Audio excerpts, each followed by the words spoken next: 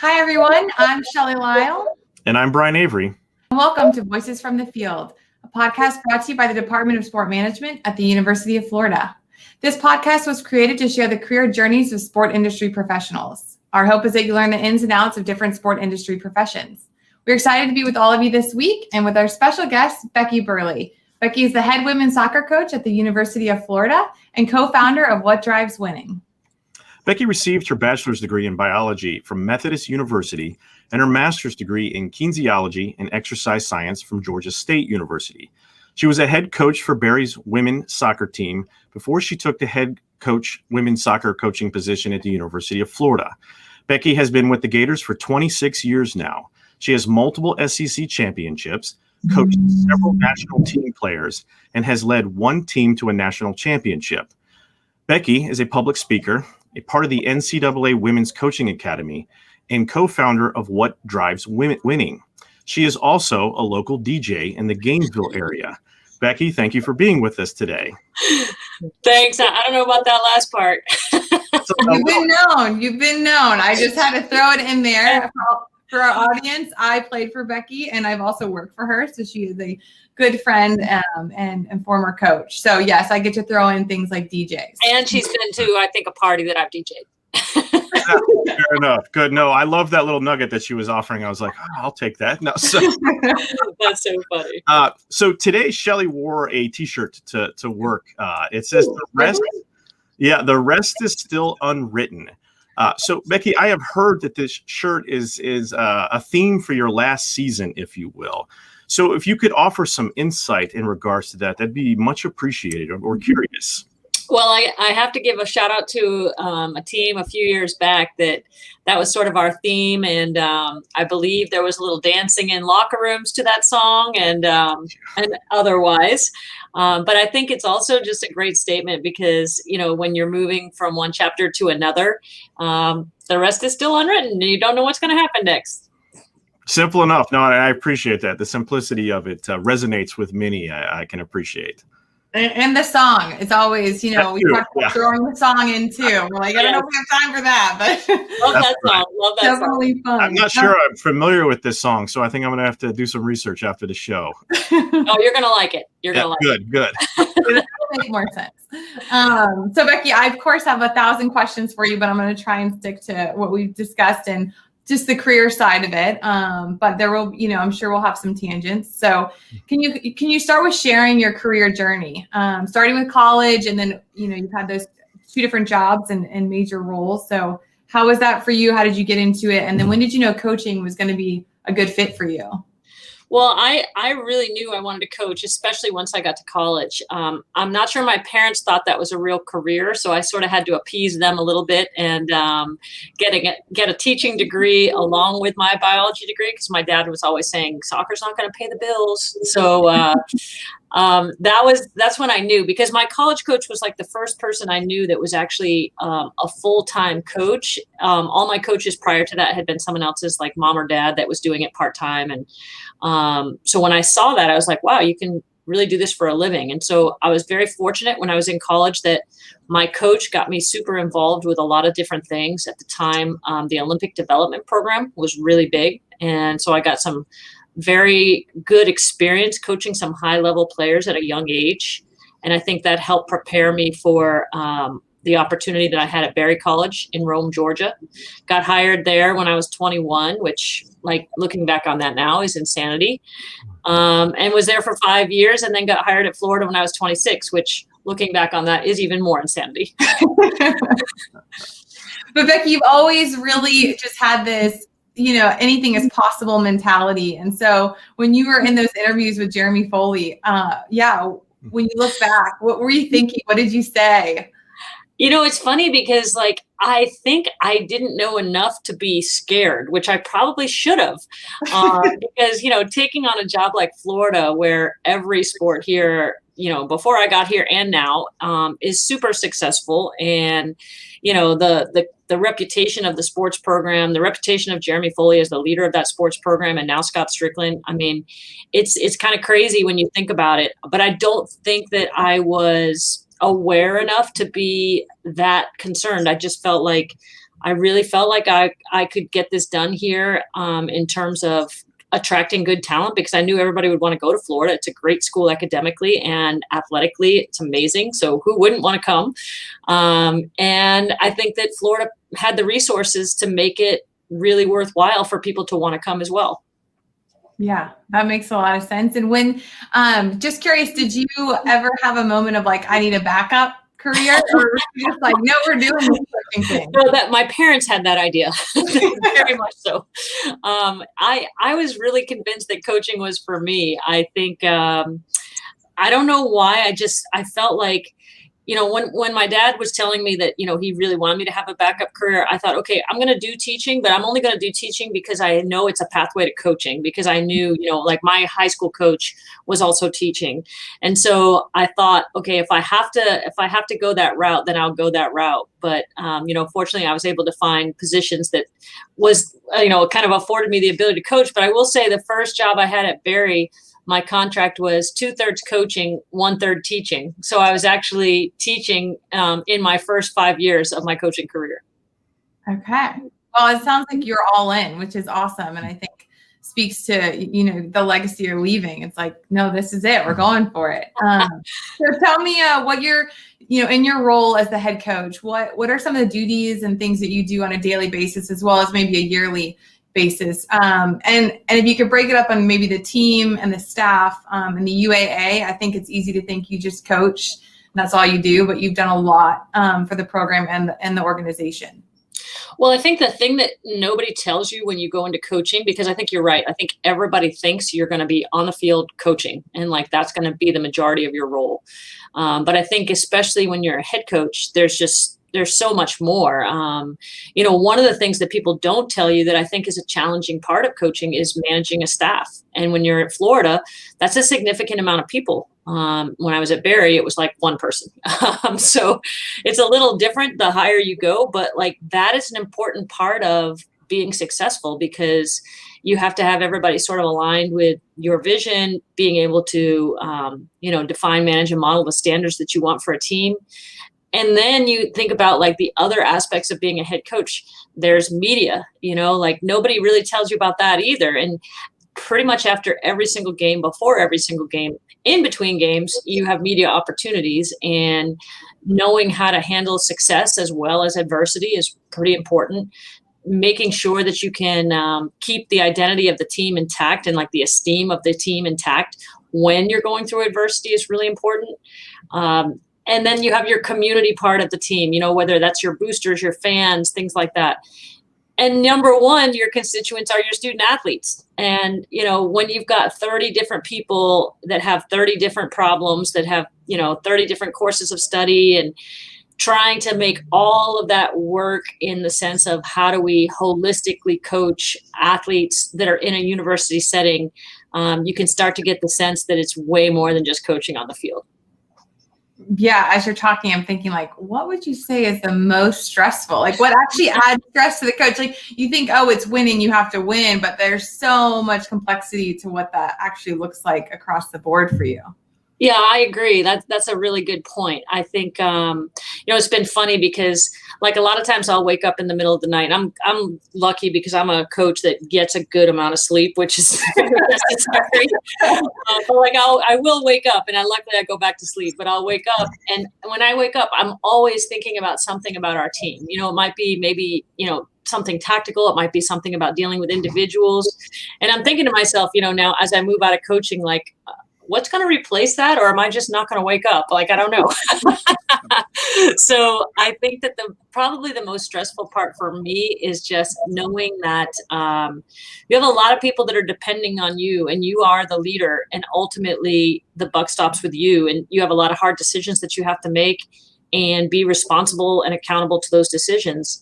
And I think the part that, you know, I take very seriously too, and, you know, no one's perfect for sure, but like, trying to really model the things that we want in our student athletes or our staff. And that's an all the time thing. You just don't get a break from that, whether you're on the field with players, whether you're in the community, whether you're out to dinner, it doesn't really matter. Like modeling piece is really important. Yeah, that's a great point. I think I just hear like you're on all the time. I mean, because again, you represent the team and the organization when you go to eat a dragonfly, which you've been known to do a few times in your Just a few. With COVID, I haven't been enough. That's a great spot. No, I was actually starting to panic when you were listing everything that you were responsible for doing, breaking out in cold sweats, and recognize, like Shelley just aptly says, that you never get an opportunity to turn it off. I mean, it is your life at the end of the day. So, and considering that, and since you've been coaching here at UF for 26 years, how do you feel like you've evolved as a leader, an innovator, as a person over that time period? That's a really good question. Well, first of all, I feel like I grew up at Florida because at 26, I mean, who's got it all together at 26? I don't know. Who's got it all together at my age? I mean, but I think it is really incumbent upon coaches to evolve. I think if I'm the same coach today as I was when I first got here, then that's a disservice to the athletes. Everything evolves. Like people ask me all the time, have players changed since you've been coaching? Well, I'm like, of course they have, because, society has changed, parenting has changed, the environment has changed, social media has changed everything. There's no doubt that you have to be able to meet people where they are. And if you can't evolve yourself in terms of where you are, then it's really hard to meet people. Oh, that's perfect. I totally get that. Even as a faculty member in the classroom, the evolution has been immense in just a short period of time, too. So I can imagine only the learning curve, considering all the balls you're juggling at the end of the day. So hats off to you in regards to that. So at the beginning of your career, if there was one thing you had known at the start that you could share with someone that could have made a huge difference with respect to the trajectory of your career, or just, shortening the learning curve, if you will, what would that be? I think there are two broad things that have really helped me. One is, I think I've been really insulated as a coach, especially at a visible place like Florida, in the sense that, my family and my closest friends really have no investment in me as a coach. Like, we don't talk about games. We don't talk about results. Matter of fact, some of my friends are just like amazed, like, how are you the soccer coach at Florida? So it's just like a different vibe, I mean, they all enjoy me as the coach at Florida, but it's nothing to do, like, there's no investment on their part with it. And I think that a lot of coaches don't have that. And I think that makes it tough, because talking about always being on, like, you're always feeling like the pressure of the environment all the time, and you can't get away from it. And then I think the second thing for me, probably because I was such a young head coach, that I really needed to rely on people. Like, I was very fortunate at my first job at Berry College that the men's coach, who later went on to be the men's coach at Creighton and then at Stanford. He was a huge resource for me, probably saved me like 5 years of angst. The athletic director had been a soccer coach as well. And as I came to Florida, here I am surrounded by these amazing coaches who are here and super successful. Like, I've never been afraid to ask for help. I've never been afraid to engage with other people, whether it's people in my environment or even outside of my environment. And I'm not afraid to be like a cold caller. So, like, if I call someone because I see something that they're doing really well, and I'll be like, I read this article in the New York Times and that was pretty amazing. Like, can we talk about that? And, I'd say 90% of the time people say yes. And the 10% of the time I'll just keep trying. Yeah, no. We teach the networking and relationship building element to our students in that very vein. So that's good to hear. And I think if you're able to bottle your ability to unplug and sell it, you'd be a quadrillionaire at the end of the day, because it's so difficult for people just to separate themselves. So it's admirable that you're able to achieve that. I'd like to know more about that, but at a later time, possibly. Yeah, I do think there was not a lot of intentionality in that for me. I think it just happened. So it's hard for me to think about that for myself in a way that it was systematic. It wasn't. I think I just was, I happened to be in a family where sports was not really a high value. Like, we did it, but it wasn't like anything that anybody bought their identity into. And I also honestly think that not being a very good player, I was a very average player. That helped, because it was more just like, just go out and have fun, because it wasn't like you're going to make money or do anything really big with it. So I think there was a lot less pressure on me from that standpoint. Okay. That makes sense. Yeah. Yeah, Becky has some great childhood stories. She will share at another time of how that's a different podcast. No. Yeah, her sports skills and her neighborhood, and there's a lot of good stuff. Cool. So a couple different things come to mind too with resources. What are some resources you feel like you've used and have kind of helped you stay the course throughout your time? Could be coaching licenses, could be outside organizations or people. Who comes to mind?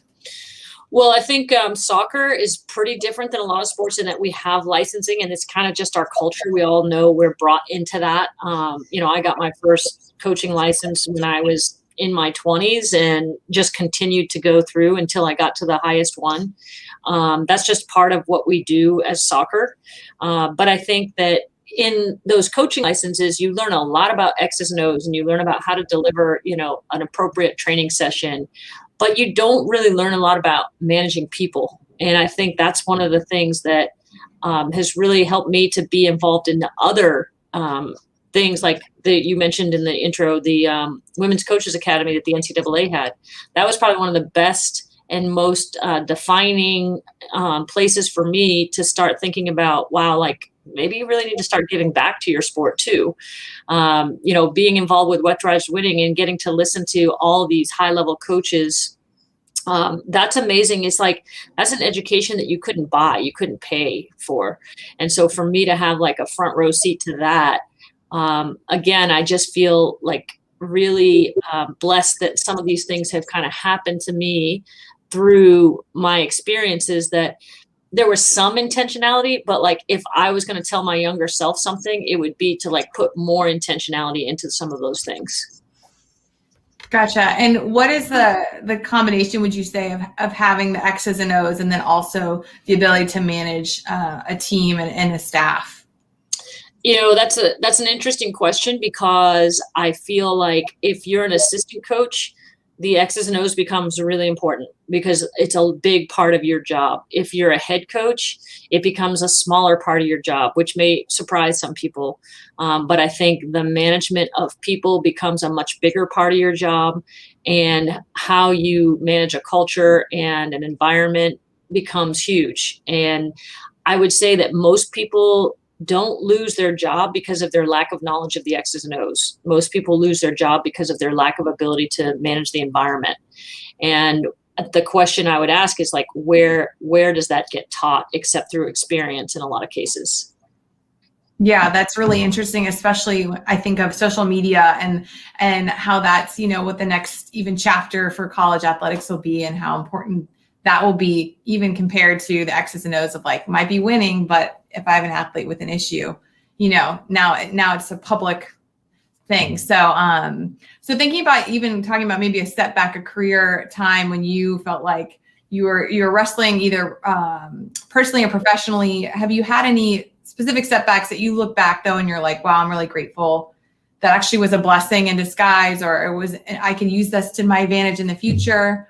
Is there a memory? I honestly think that pretty much every setback that I've had, it's always a blessing, and I hate it when I'm going through it, and I fight it. But I think at the same time, when you come through on the other side of that, it's like it creates a little bit of maybe like self-efficacy that you can get through something, but also just, the way I like to think about it is, if I want to be resilient, then I have to have setbacks, and it's necessary part of growth. And instead of like framing that as something that's happening to me, I just try to look at it as something that is going to benefit me in the long run. That's awesome. It's a positive perspective, Becky. Never changes. Yeah, I've been accused of being an overly optimistic person, but Ted Lasso is my hero. If you don't know who Ted Lasso is, Apple TV, check him out. Fair enough. Yeah, things seem to happen so fast anymore, though, that the setbacks hit you so quick that the minute you recover from one, you're like, oh, another one. And it's a fast-paced world. So I can only imagine, considering all the elements that you're having to manage, kind of being hit from all sorts of corners. That's difficult to contend with at the end of the day. But like you said, I mean, you have this knack to be able to disconnect and probably clear your head and just kind of reset yourself so that you can see it from a new, fresh perspective, something that is also not taught.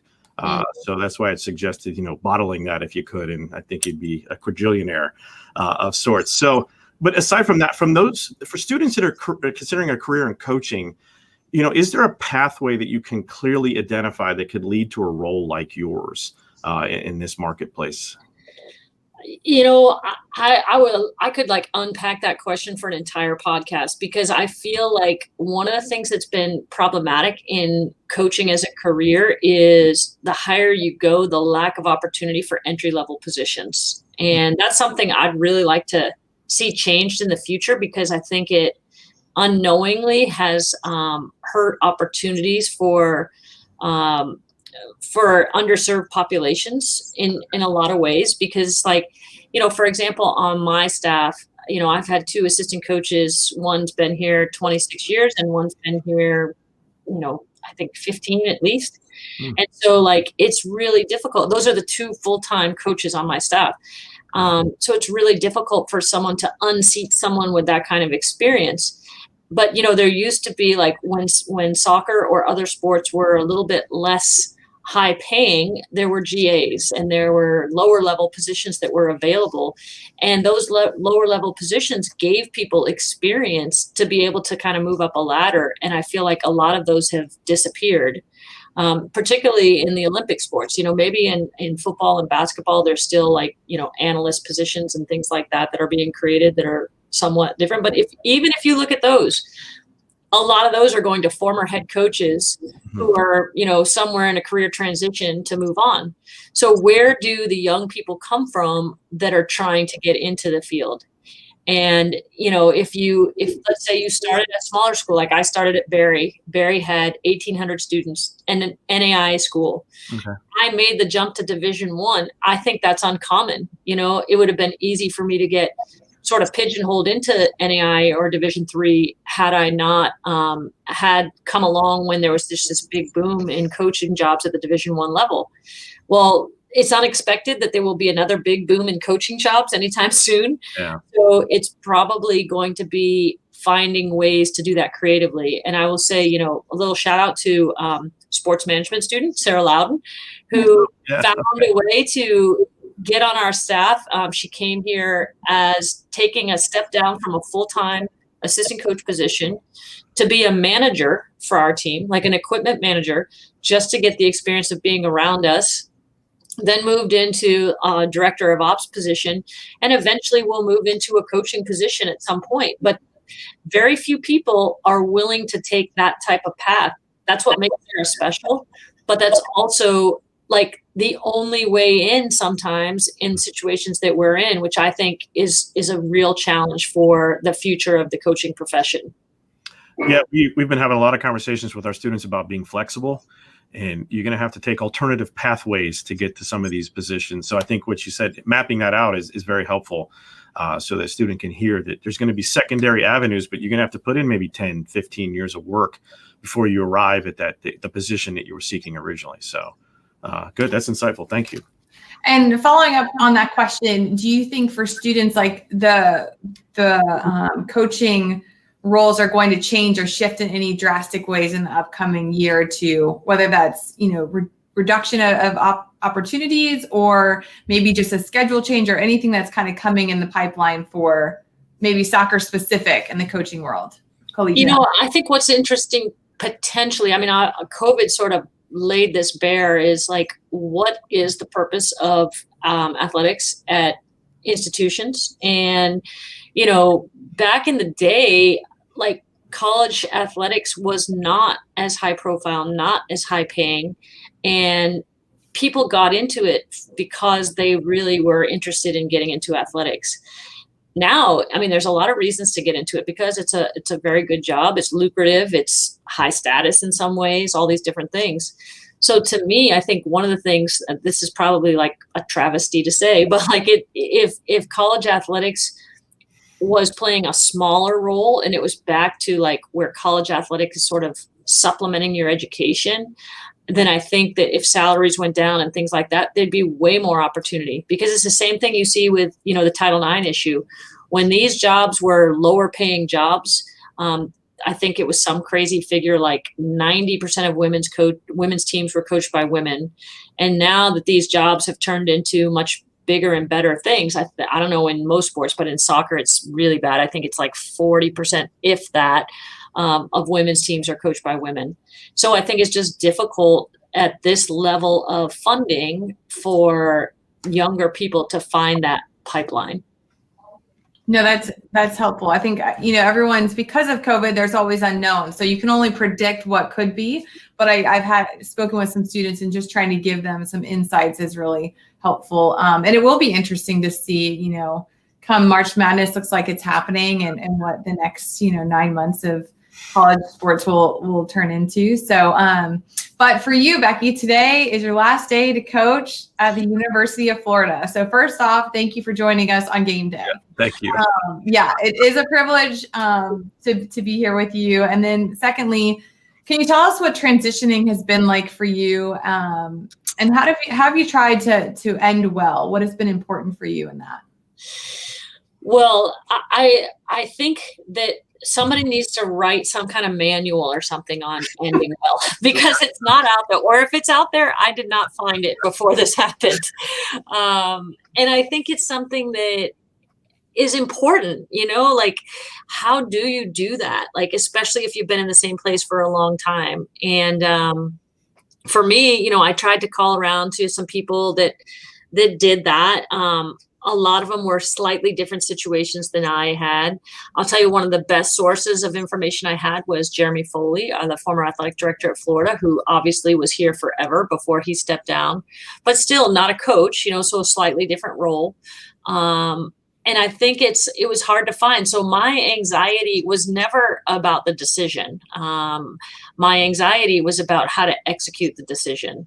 And that's where I feel like there is just a major lack of resources in doing that. And I think after a lot of angst and work and help from my staff, I think we did a pretty good job of that. I mean, obviously there's some things you could do differently if you could go back and do it all over again. But it was only through just trying to look at everyone's perspective of who this affects. And first of all, I guess having the awareness that your decision affects way more than just you, and trying to meet the needs of each of those constituents. Yeah, and you did great. I was there when Becky got to tell the team, and that was really hard and really good. I think for everyone. Really hard. Yeah, everyone involved. It was just, it's a big change, 26 years. It's a legacy that you're leaving behind. But how did you know it was time for you to make a change? I don't know if I can quantify like exactly how I knew. I think it was a combination of things. I think the pandemic sort of helped put things in perspective in terms of what was really important. I've been in this rhythm of coaching life, my entire adult life. And although there's some flexibility in the coaching lifestyle, there's also some major inflexibility in terms of certain times a year. And so being able to do some things outside of that coaching rhythm became more important to me. Even like when with COVID, we weren't allowed to recruit, so we couldn't go anywhere. We couldn't have kids on campus. And so that was a little bit of an eye opener. Like, I can't remember the last time I spent like holidays at home. Like, I'm like, what's that? So I just think that when you see some of that stuff, it's hard to unsee it. And then it becomes like, where do your priorities lie? And then you have to, wait until opportunity meets that. So I think I was fortunate enough to, have the opportunity to make these kind of decisions at my age, at this point in my career, financially. And I'm really grateful for that, because I think it's tough for a lot of people to do that. So I just felt like there was some freedom in the decision making. And then I think the most important piece for me is that, like, coaching requires, I think, like an inordinate amount of emotional energy. And, you know, to be able to bring that like day in and day out, like, to me, it's not burnout for me. Like, I don't think of burnout as coaches. I think of it when it gets harder and harder to bring that every single day. Like, that's what your team needs and deserves. And if you can't do that, then I think it is time to think about like who can, and allow someone to step into that position that can bring that.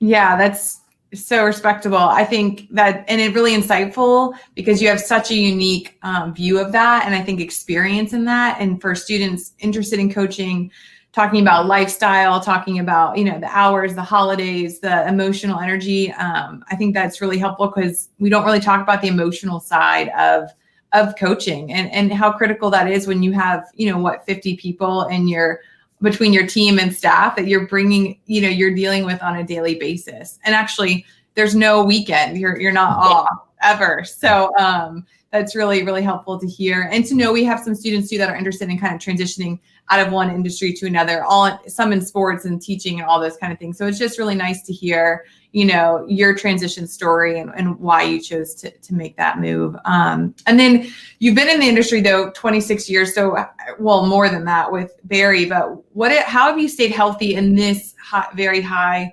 paced, high performance pressure environment? What are ways you've made that happen? You know, people talk about like work-life balance. I think it's more about work-life integration and how you can do things that bring you fulfillment within the work setting. So for example, for me, you know, like I work out during the day. So that is like in the middle of my work day. Usually I do it at lunch. You know, I eat lunch with friends here on campus. And so I get a little bit of social part of what I need. And when I go out recruiting, you know, if there's alumni in the area, we'll have like a Gator gathering, or, you know, even at the fields, because I'm recruiting with my peers, you know, like there's some fun people that I can sit with at games, you know, and so just trying to seek out those little things. But I would probably say like the number one thing for me is like, I literally like really enjoy coming to work every day. You know, like I'm in a building where there's multiple coaches and multiple staff people. And we've had this really great, sort of like little Lemoran ecosystem where, you know, we have fun, we have like holiday parties, we celebrate birthdays, people bring in like treats for people. And, you know, it's just a fun environment to work in. And when you're looking forward to going to work every day, I think it, you know, gives a longevity to your career that you could never buy. It just, you know, we've been really fortunate to be in this little, the Lemoran bubble. Yeah, I do love the Lemoran bubble. I was a part of that. It's a special place. It is. It really is. You know, it's kind of sad for me in athletics, because everybody that, you know, the trend is to go towards offices where your facility is. And that's happening in Florida too. You know, our facility is about to undertake a construction, and the soccer offices will be at the soccer field. And I have to be saying it, like, I'm kind of glad I'm not going to be here for that, because I love my assistant coaches, but, you know, I need a little more interaction than that. I can respect that. So you've been an integral part of the UAA, right? You mentioned that earlier as one of your roles. And from a coaching perspective, you know, even leading head coaching collaborations or being a part of hiring committees, and considering how much change occurs in the coaching world, what would you say your biggest takeaway is from the UAA and that capacity over the last 26 years has been? You know, I think that coming from a Division III, I played Division III, and I think coming from a Division III background where there was like the athletic department was very integrated into the university. Matter of fact, the school I went to only had 1,200 kids, and I bet you we probably had, you know, 300 athletes. So that's a big population of the school is related to the athletic department. And how we would represent ourselves within the university, and like even things like we would have a community service day, and each team would have a service project that they would do on campus to beautify campus. And so it was so integrated. So for me, like, to integrate with the athletic association was easy. That's only like, we have 500 athletes. So like that felt like a small school to me. It felt like a small school inside of the big school of the university.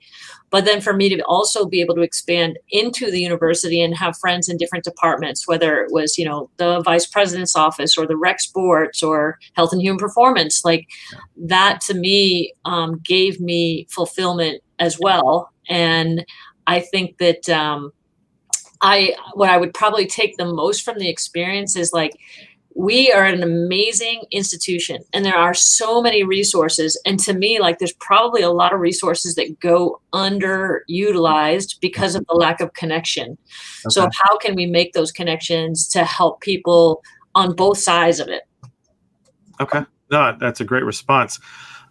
In considering that and staying in that same vein, I know, going back to what you were discussing about your transition away from the university and the UAA and being connected for 26 years. And I'm sure it's emotional. I'm sure you're going to miss routines and things like that. But have you thought about what your next chapter looks like and what you'll be doing? I'm definitely going to miss routines. Like I like to come to the Limerick. I'm usually one of the first people here in the morning. And Frank Caraway, me and Frank, we hang out in the morning. And I'm going to really miss that because it's real quiet here at that time of day. You can get a lot done. And then people start to trickle in and they almost always have to go by my office. So you get to say hi to everybody. So I will for sure miss routines, but I am definitely also looking forward to creating different routines, maybe I can start the morning with, doing my exercise then, and then get my day going. So I think my next step is I'm looking forward to trying to collaborate with the Health and Human Performance and teach some classes over there. I'm looking forward to being involved with What Drives Winning at a higher level and being able to maybe do some consulting work with coaches and stay in the athletic world. And I'm also open to opportunities that sort of come my way that I might not even really be aware of yet. Okay. I love that. Good. Now, as you transition out, obviously, individuals are going to be replaced and movement amongst the ranks. If you were to hire a student or even consider one for the position or an assistant position or whatever that looks like moving forward, what qualifications would you be looking for in that student or person? Good question. We should have Scott Strickland on for this one. Oh, okay. I think that I think the ability to fit into the athletic association here is really important because we have a really amazing staff of coaches right now. And I think they all respect one another, learn from one another, feed off of one another, and are willing to be, vulnerable with one another. And I think that's very unusual. So like someone that is willing to be part of that, I think is really important. Clearly, the ability to win at this level is very, very highly important. But also the ability to continue to, build a team and to build a program, because the program it's like a culmination of each year, but there's also like threads that run the whole way through. So you can't like just look at year. You have to look at like, what are you doing in the big picture? So someone that has like a vision of what they want it to look like at the end when they're done. And so I think Scott is going to have a very big choice to make, because I'm sure he's going to have amazing pool of candidates. This is a very good job. But at the same time, I think it's going to be really good for change to occur with this program. I'm excited for Gator soccer for that, because I think it's ready for that at this point. That's a great response. We'll wait to see what Scott does then, obviously. So I'm looking forward to it. But sad to see you go. You're a legend on this campus, and it's much appreciated. And Shelley speaks in such high regard with respect to you in the program.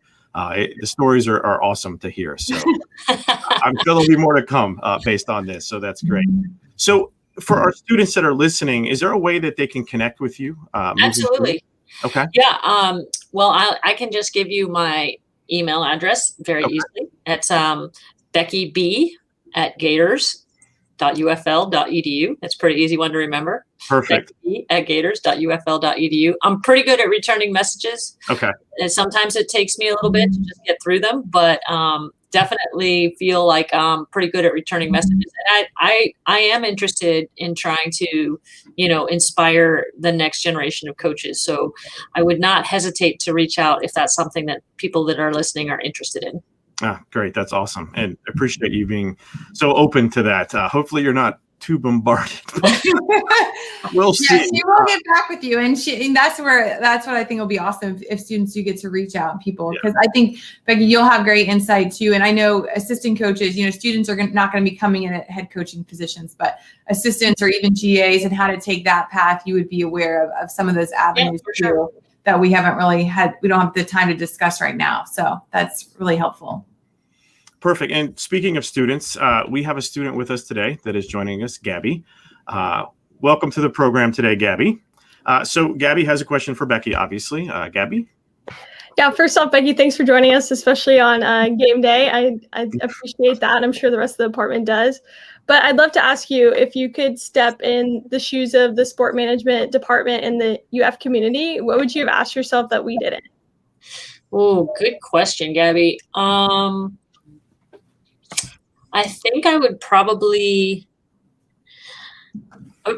ask myself something like Brian sort of referenced it. You talked about how you all talk a lot about networking. And I think that there are some like basic skills around networking that people are not really schooled in very much. And so, for example, if I'm talking to another coach because they've called me, after I'm done talking to them, I put their number in my phone. And now I have their number. And I don't know if I'm going to talk to them again, next week or 3 years from now or 10 years from now. But I don't even know how many contacts are on my phone. I probably should figure that out if I have to change phones. but like just little things like that. I think also for example, creating opportunities to network. So sometimes if we are playing, a good example was we played Oklahoma at Oklahoma several years ago. And I reached out to Shelley, who's the longtime Oklahoma basketball coach, and just said, hey, do you have time to get a cup of coffee? Did the same thing when we went to UCLA and talked to the UCLA softball coach. And these aren't people that I have had very deep relationships with, but I think, again, if you ask, that's the way to start that. And sometimes it doesn't work out because of schedules, but I'd say more times than not, it does work out, and you just never know how that person's going to come back into your life. And I think that sometimes people think of networking as what can it do for me? But I think you can also look at it the other way too. What can I provide to that person? So if I'm going to go meet with someone, what could I tell them or show them or bring to them that might add value instead of me just getting something out of that conversation? But I think networking is huge. I would not have had my first job without networking, which means I wouldn't have gotten this job at Florida without networking. It's amazing how important networking is, and yet how little we actually talk about the skills of networking. Definitely, for sure. I appreciate that. And it's definitely something I've been working on. And I know that we've been trying to focus on more in the department. So I appreciate that answer, and good luck today. Thanks. Thank you, Gabby. Yeah, Becky, we've been harping on networking.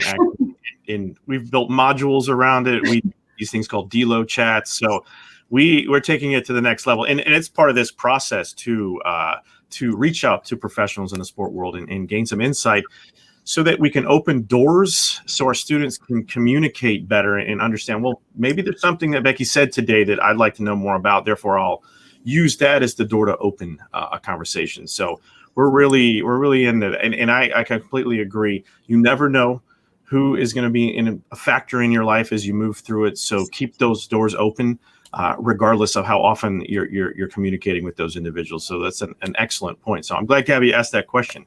That was a good one. And it can even be as resourceful as okay, I don't know this person, but maybe 3 degrees of separation. I know this person who knows this person, and I can kind of connect dots, Yeah.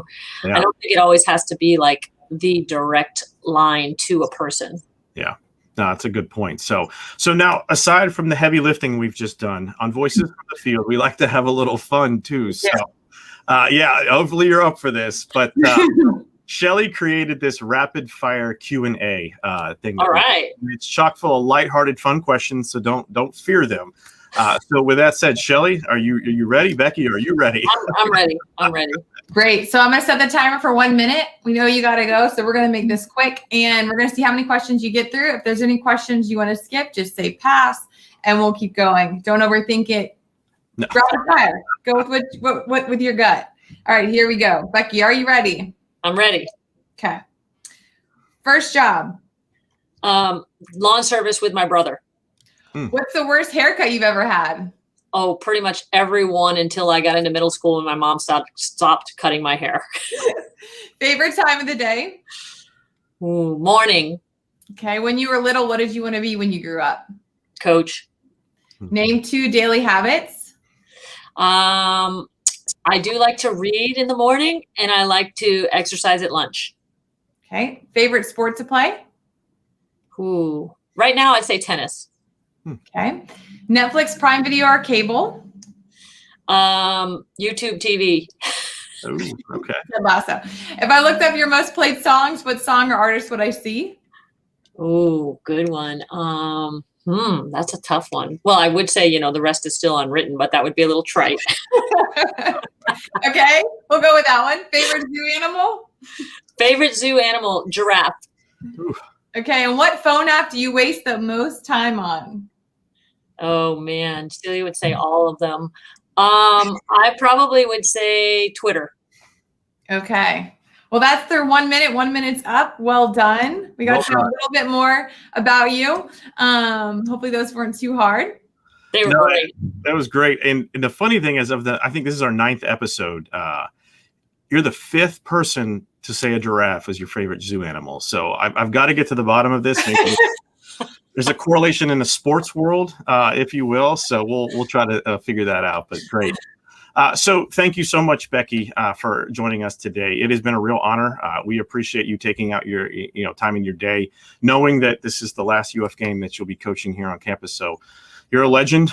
We appreciate your insights. The 26 years of commitment to the university has been incredible and immeasurable for moving the ball forward, literally and figuratively, if you get where I'm coming from. So our students, our faculty, our alumni, they truly appreciate your thoughts today. I'm certain of it. And hopefully we'll get some feedback that they share with you through email or other methods. So with that said, please make sure you follow us on Instagram, Twitter, or Facebook at UFSPM.